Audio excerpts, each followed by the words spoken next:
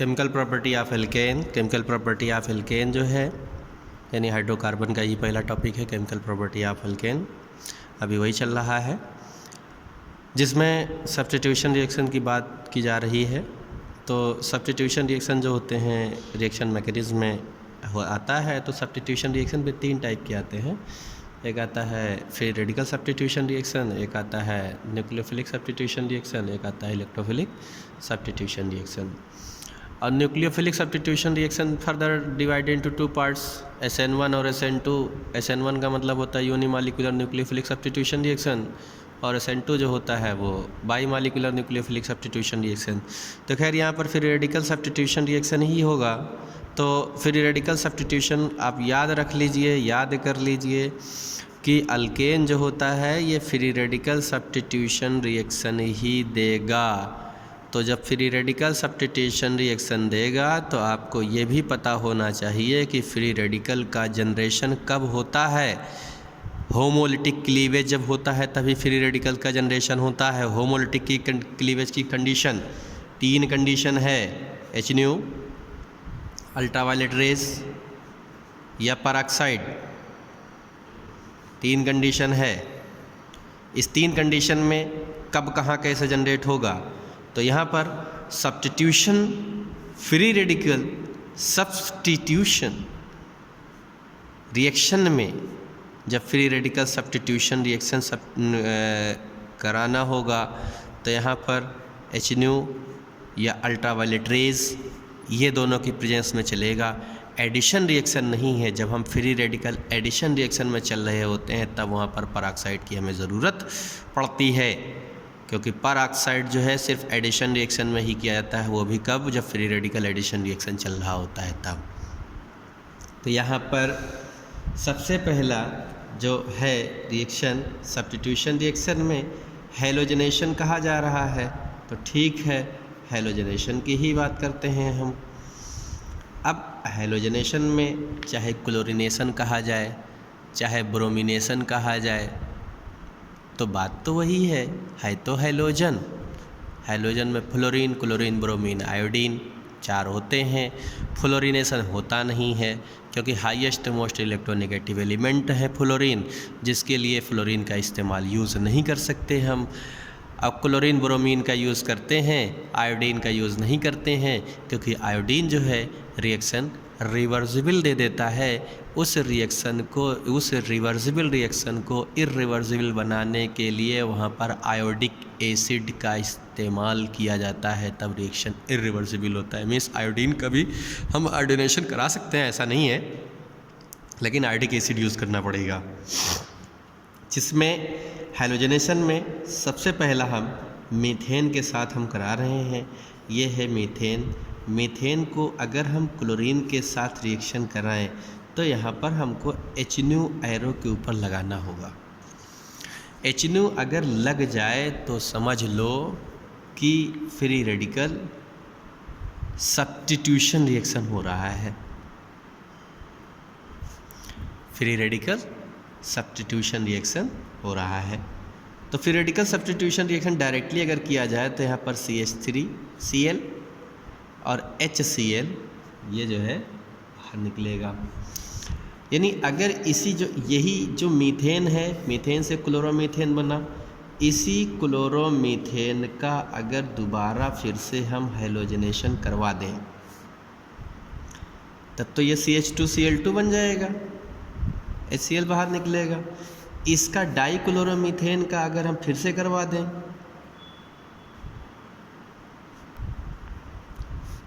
तब तो ये ट्राइक्लोरोमीथेन बन गया, और यही ट्राइक्लोरोमीथेन का अगर फर्दर फिर से हम करवा दें तब तो टेट्राक्लोरोमीथेन बन गया। लेकिन इसके बाद अब नहीं बन सकता है। क्यों? क्योंकि इस कार्बन के पास जो हम मीथेन लिए थे उसमें 4 हाइड्रोजन थे, 4 हो चुके हैं। यानी इसका नाम है मीथेन, इसका नाम है क्लोरोमीथेन, इसका नाम है क्लोरोमीथेन, तो इसका नाम है डाइक्लोरोमीथेन।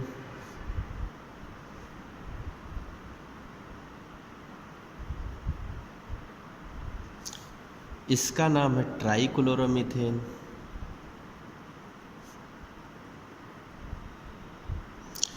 इसका नाम है टेट्राक्लोरोमीथेन।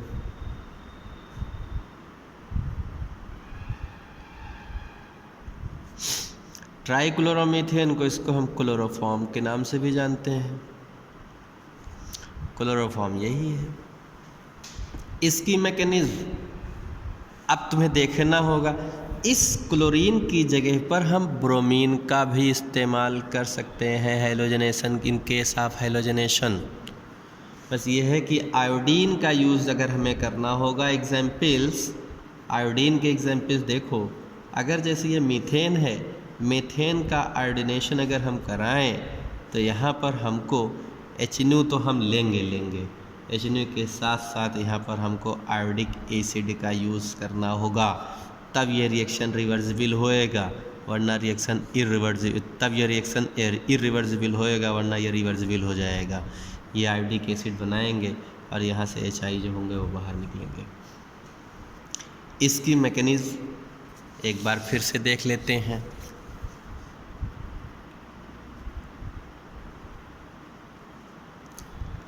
ये है हमारी मैकेनिज्म में 3 स्टेप से होकर के गुजरना होगा। सबसे पहला स्टेप है इनिशिएशन।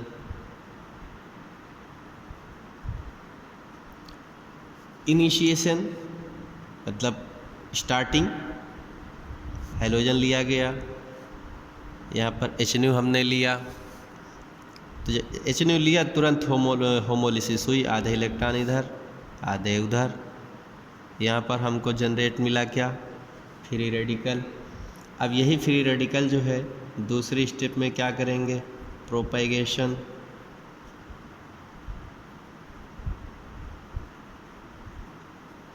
अब प्रोपेगेशन की अगर बात की जाए तो ये हो जाएंगे CH4। भाई मीथेन तो आएगा, यही जो इनिशिएट हुए हैं यही इनके साथ जाएंगे। इसमें फिर से क्या कराएंगे, होमोलिसिस। और होमोलिसिस जब फिर से कराएंगे तो यहाँ पर क्या हो जाएगा, ये हो जाएगा CH3 फ्री रेडिकल्स और ये बन जाएंगे HCl। ऐसा इसलिए होगा क्योंकि ये हैं CH3 और इनका एक हाइड्रोजन क्या है, ओपन है, आधे इधर आधे इधर, ये हो जाएंगे। फिर उसके बाद यही जो मिथाइल फ्री रेडिकल हैं, यही मिथाइल फ्री रेडिकल क्लोरीन के साथ फिर से जाएंगे ये, क्योंकि वहाँ पर एक ही क्लोरीन का एटम नहीं है। फिर से जब ये जाएंगे तो यहाँ पर बनेगा CH3Cl, वो भी यहाँ पर HNO हम लगा लेंगे और यहाँ पर Cl फ्री रेडिकल्स ये हमारा जो है बाहर निकलेगा। उसके बाद लास्ट में रिएक्शन टर्मिनेशन स्टेप भी कराया जाएगा। मतलब टर्मिनेशन स्टेप क्या, सेकंड स्टेप भी यहीं से हम दिखा देते हैं, यानी सेकंड वाला ये कहाँ से बनता है। तो यहाँ पर यही CH3Cl, यहाँ पर जो क्लोरीन फ्री रेडिकल हैं इनके साथ ये रिएक्शन करा के फ्री रेडिकल ये बनाएगा और ये बन जाएंगे Cl और यहाँ से HCl बाहर निकलेगा। और यही CH2Cl ये जो फ्री रेडिकल है, यहाँ से Cl के बीच का बॉन्ड का क्लीवेज होगा और ये CH2Cl2 बना लेंगे और यहाँ से Cl फ्री रेडिकल बाहर निकलेगा। और थर्ड स्टेप जो होता है वो थर्ड स्टेप कहलाता है टर्मिनेशन। टर्मिनेशन स्टेप का मतलब होता है रिएक्शन को रोकना। यही जो फ्री रेडिकल आए हैं, ये हैं, दोनों आपस में मिल करके क्या बना लेंगे, Cl2 बना देंगे। और यहाँ पर ये जो फ्री रेडिकल आपको मिले हैं मिथाइल, तो वहाँ पर एक ही फ्री रेडिकल तो थे नहीं, बहुत सारे फ्री रेडिकल वहाँ मिलेंगे, तो आपस में रिएक्शन करके क्या बनाते हैं, ये ईथेन बना लेते हैं। बहुत से मिथाइल फ्री रेडिकल और क्लोरीन फ्री रेडिकल दोनों आपस में रिएक्शन कर जाते हैं और बना लेते हैं क्या, क्लोरोमीथेन। और रिएक्शन जो होता है वो स्टॉप कर जाता है, रिएक्शन जो होता है वो स्टॉप कर जाता है।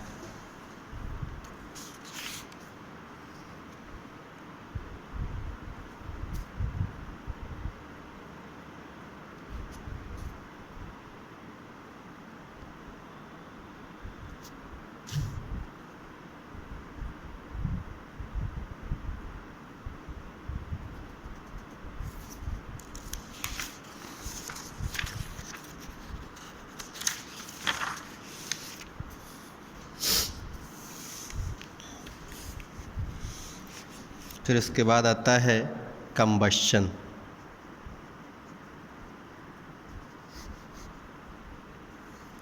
कंबशन का मतलब होता है जलना।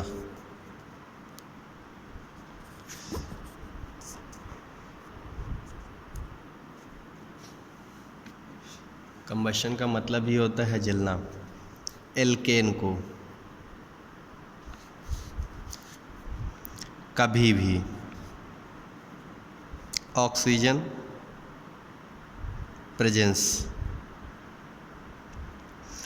में जब हम जलाएंगे तो हमको मिलेगा CO2, वाटर और एनर्जी। अगर यही एल्केन को हम ऑक्सीजन की क्या दे दें, लिमिट दे दें, लिमिटेड, तब तो कार्बन मोनोऑक्साइड मिलेगा, वाटर मिलेगा और एनर्जी तो मिलेगी मगर स्मॉल अमाउंट मिलेगी।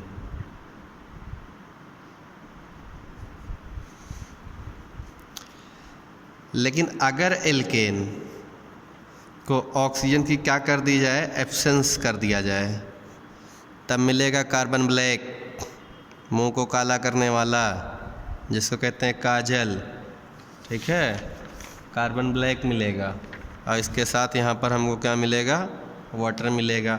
ये जो कार्बन ब्लैक मिलता है इसका यूज़ प्रिंटर इंक में किया जाता है, ब्लैक पिगमेंट को पेंटिंग करने के लिए किया जाता है।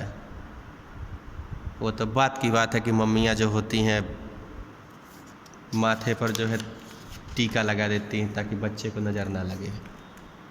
बचपन में बहुत लगा है और आज भी लगाया जाता है।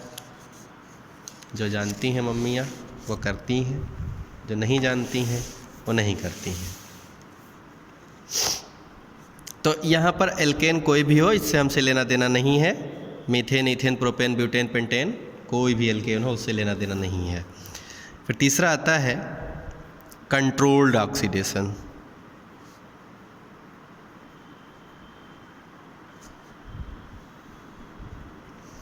कंट्रोल्ड ऑक्सीडेशन का मतलब यहाँ पर हमको कैटलिस्ट यूज़ किया जाएगा। ऑक्सीडेशन कराने के लिए कैटलिस्ट का यूज़ किया जाएगा। जैसे मीथेन है, मीथेन का हमें ऑक्सीडेशन कराना है, यहाँ पर हम लगा दे रहे हैं कॉपर। अब कॉपर लगा लो चाहे सिल्वर लगा लो, कॉपर लगा लो चाहे सिल्वर लगा लो, बात एक ही है। तो मीथेन कन्वर्ट हो जाएगा तुरंत मीथेनॉल में। ये मीथेन मेथेनॉल में कन्वर्ट हो जाएगा। लेकिन यही मीथेन ऑक्सीजन के साथ अगर हम मोलिब्डेनम ऑक्साइड ले लें, मोलिब्डेनम ऑक्साइड ले लेंगे तो ये एल्डिहाइड बना लेगा, HCHO बनाएंगे। लेकिन अगर हम यहाँ पर इथेन लेंगे, इथेन को ऑक्सीजन के साथ यहाँ पर मैग्नीज डाइएसीटेट ले लें हम, मैग्नीज डाइएसीटेट ले लेंगे, तुरंत इनको ऑक्सीडेशन करा करके कहाँ ले जाएंगे, ये बना देंगे एथिनोइक एसिड मीन्स एसिटिक एसिड। इसका नाम है इथेनोइक एसिड, या इसी को कहा जाता है एसिटिक एसिड, या इसी को कहा जाता है विनेगर। इसको कहते हैं फॉर्मल्डिहाइड, इसको कहते हैं मीथेनॉल। तो ये तीन है और तीनों जो है हमारे ऑक्सीडाइजिंग एजेंट हैं। ठीक है, ऑक्सीडाइजिंग एजेंट हैं, कोई दिक्कत नहीं है।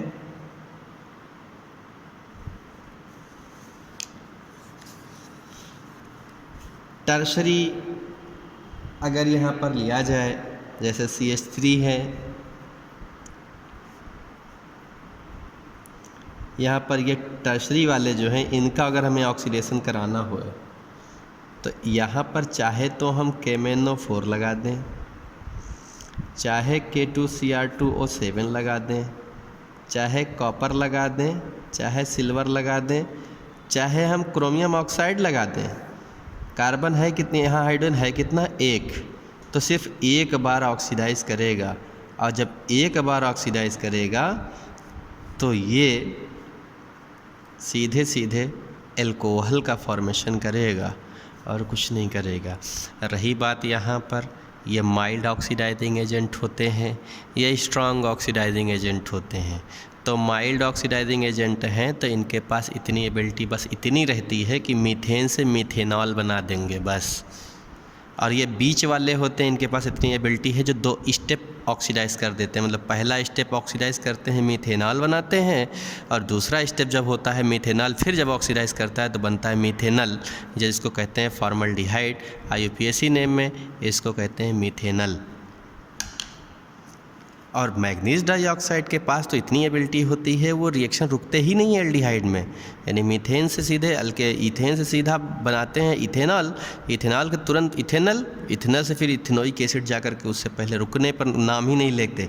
जबकि यहाँ पर एक ही है हाइड्रोजन है तो एक ही बार ऑक्सीडाइज करना है, उसके आगे ये ऑक्सीडाइज करने के पास इसके पास एबिलिटी नहीं होती है। एबिलिटी क्या, हाइड्रोजन है ही नहीं तो ऑक्सीडाइज क्या करेंगे, जिसको बोलते हैं अल्फ़ा हाइड्रोजन। अल्फ़ा हाइड्रोजन पर ये ऑक्सीडेशन प्रोसेस डिपेंड करती है। फिर उसके बाद आता है आइसोमेराइजेशन। आइसोमेराइजेशन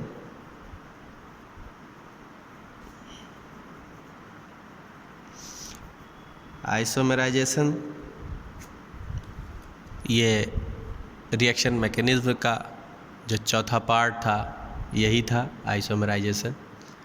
आइसोमेराइजेशन को हिंदी में कहते हैं पुनर्विन्यास, अपनी लैंग्वेज में कहो पुनर्जन्म। पुनर्जन्म होना यानी अगर एक इंसान है वो मर जाए तो दोबारा उसका जन्म होना है या नहीं होना है, अगर होना है तो किस रूप में होना है, भेड़ है या बकरी है या गधा है या शेर है, किस रूप में होना है। खैर ये तो बात की बात है कि पुनर्जन्म होता है या नहीं होता है, मैं तो नहीं जानता हूँ होता है कि नहीं होता है, लेकिन समझाने की बात होती है। तो आइसोमेराइजेशन का मतलब होता है पुनर्जन्म या पुनर्विन्यास।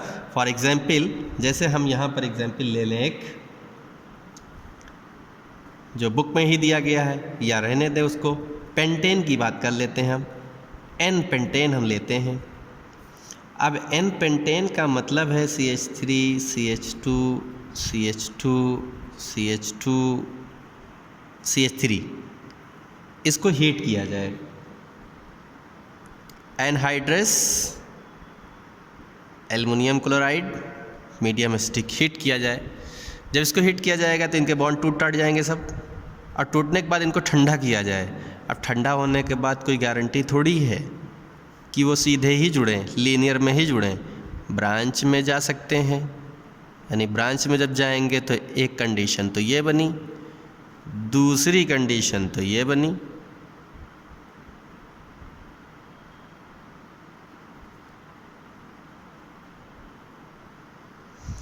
दो कंडीशन बनी, तीसरी कंडीशन ये है। 3 कंडीशन है, 3 ही टाइप में आइसोमराइज कर सकते हैं, इसी का नाम है आइसोमराइजेशन। आइसोमराइजेशन का मतलब आइसोमर का फॉर्मेशन, जो डेफिनेशन है molecular formula does not change, structural formula is change, physical and chemical property also change, is called isomer.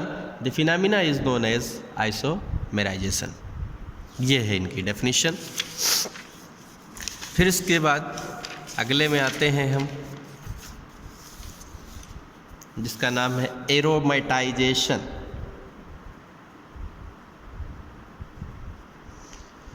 Aromatisation का मतलब ये हुआ कि अल्केन का एरोमेटिक रिंग में फॉर्मेशन होना एरोमेटाइजेशन कहलाता है। तो एरोमेटिक रिंग का मतलब हुआ बेंजीन। तो बेंजीन में 6 कार्बन होते हैं रिंग में, तो अगर हम लीनियर में 6 कार्बन ले लें तभी वो बनेगा, मिनिमम 6 कार्बन होना चाहिए।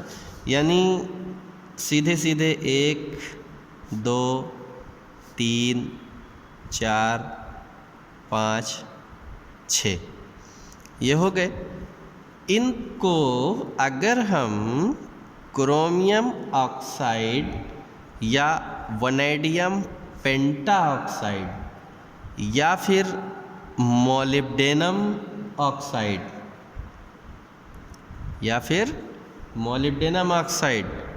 एटमॉस्फेरिक प्रेशर 10 से 20 एटमॉस्फेयर होना चाहिए, तुरंत ये कन्वर्ट हो जाते हैं किस में, बेंजीन में। अगर यही, ये तो एन हेक्सेन है, अगर यही एन हेप्टेन लिया जाए, एन हेप्टेन का मतलब 7 कार्बन आना चाहिए लीनियर में, तो हम घुमा के बना रहे हैं, तो इसका मतलब ये नहीं कि रिंग में है ये, इन्हीं सब की प्रेजेंस में रिएक्शन कराया जाए। 6 कार्बन रिंग में आएगी, आपको अगर 7वीं कहाँ जाएगी, 7वीं से बाहर चली जाएगी, इसका नाम होता है टॉलीन, इसका नाम है बेंजीन, इसका नाम है टॉलीन, या फिर इसको कहेंगे मिथाइल बेंजीन।